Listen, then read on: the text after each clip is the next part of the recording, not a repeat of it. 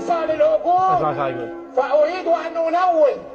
أنا أعرف موظفون يتقاضون مليون جنيه في السنة. أنا أعرف ذلك.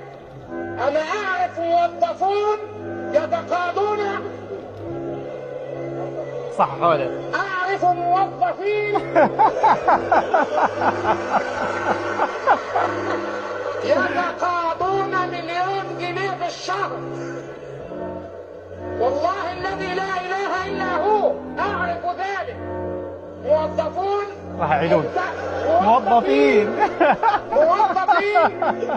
انتهت علاقاتهم بالعمل وهم يعملون بعد 60.